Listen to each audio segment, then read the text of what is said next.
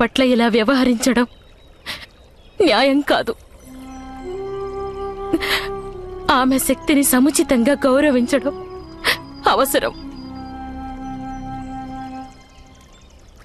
మీరు మహారాజు గారిని క్షమాపణలు కోరవచ్చు కదా రాజకుమారి. నేనైతే మా పితృదేవులకు క్షమాపణలు చెప్పుండేదాన్ని. క్షమాపణ చెప్తాను.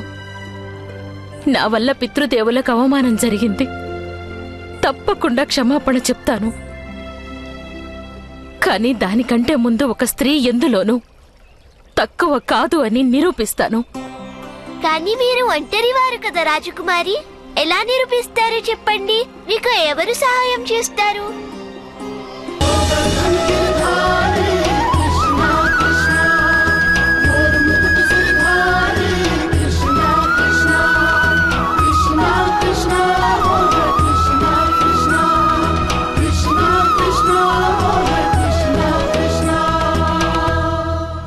నీవు నీటిలో దూకుతున్నావా లేక నీరు నీ మీద దూకాలని ప్రతీక్షిస్తున్నావా?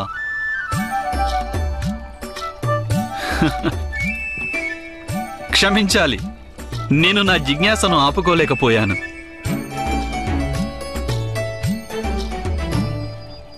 వస్త్రాలను చూస్తే రాజకుమారిలా కనిపిస్తున్నావే.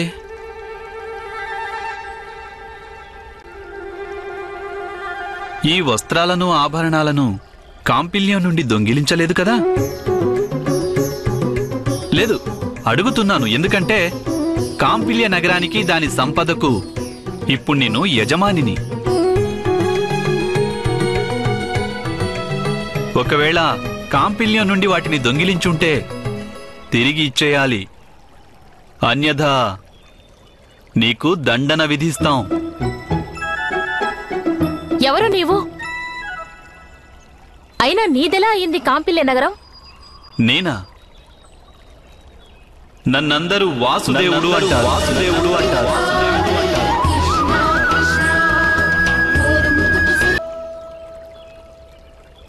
కాంపిల్య నగరం మీద విజయం సాధించి దానిని స్వాధీనం చేసుకోబోతున్నాను. నీవు ఒంటరిగా యుద్ధం చేస్తావా?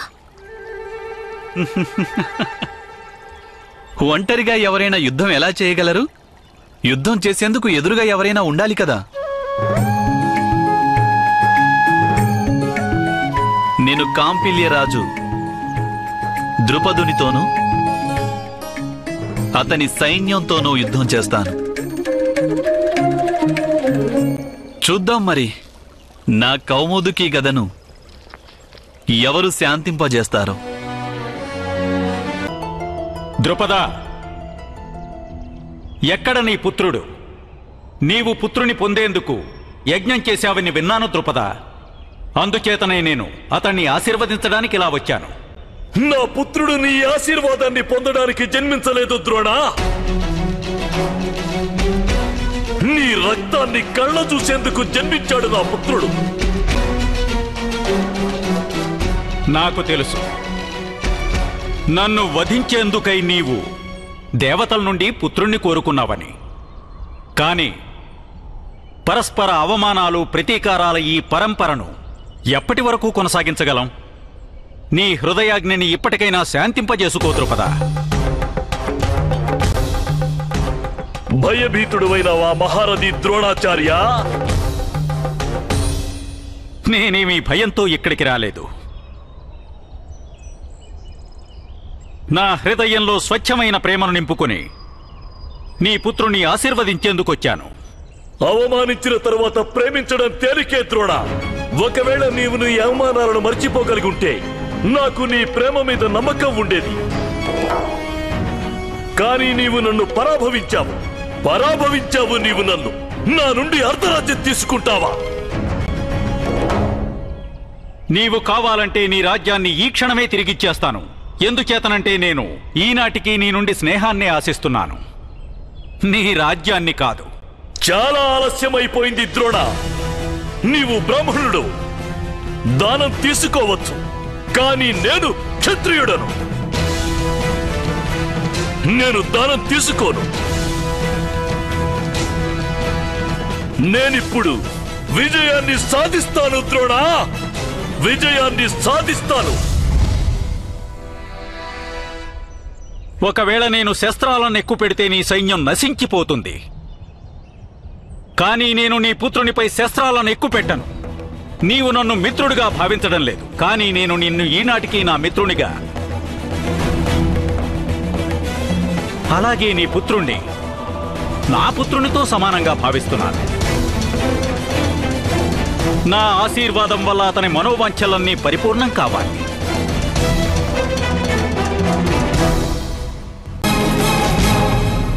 దృష్టద్యుమ్న, నీ శత్రువు నీ ముందు నిల్చుని ఉన్నాడు. ఎందుకింకా నిరీక్షిస్తున్నావు? ఎక్కుపెట్టు శస్త్రాలను. నేను శస్త్రాలను ఎక్కుపెట్టను ద్రుపద. నీ పుత్రుడు నన్ను వధించేందుకు జన్మించాడు.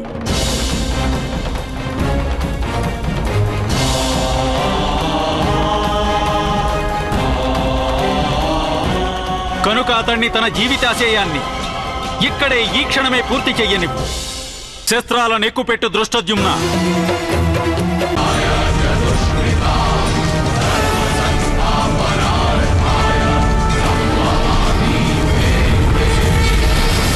ఎవరు నీవు?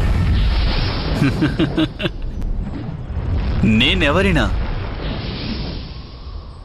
సముద్రంలో ఉండే మత్స్యం సముద్రం గురించి తెలుసుకోలేదు ద్రుపద మహారాజా. అందుచేత మీరు వ్యర్థ ప్రశ్నలు వేయకండి. మీరు తెలుసుకోవలసినదొక్కటే, నేను మిమ్మల్ని అధర్మం చెయ్యనివ్వనని. అధర్మమా?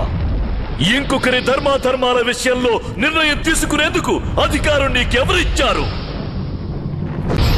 ధర్మం గురించి పోరాడాలంటే ఆత్మ గురించి తెలుసుకోవడం అవసరం. ఎలాంటి అధికారం అవసరం ఉండదు కాంపిల్య మహారాజా ద్రుపద.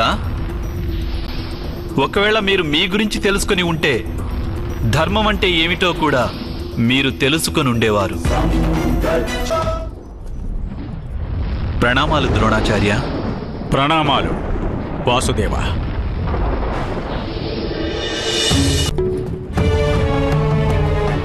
ద్రోణాచార్యులు మీ వద్దకు మైత్రిని ఆశించి వచ్చారు. ఆయన శస్త్రాలను కూడా త్యజించారు. ఇప్పుడు మీరు వీరిని వధించలేరు ద్రుపద మహారాజా. నీవు ద్రోణుణ్ణి రక్షిస్తావా? నేను మిమ్మల్ని కూడా రక్షిస్తాను ద్రుపద మహారాజా. అది మీరు అధర్మాన్ని త్యజించిన పిదప.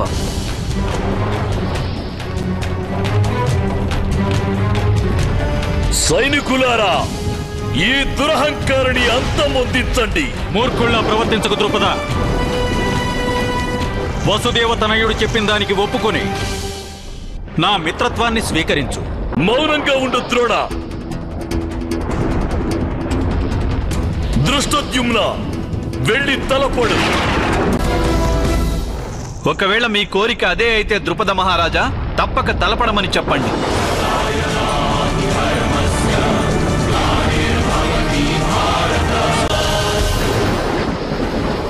తలపడండి.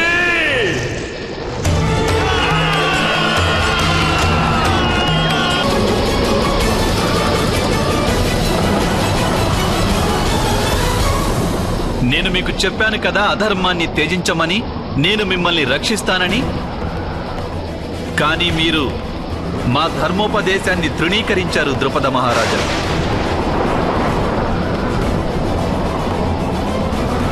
ఇప్పుడు నేను మిమ్మల్ని వధించి తీరాలి.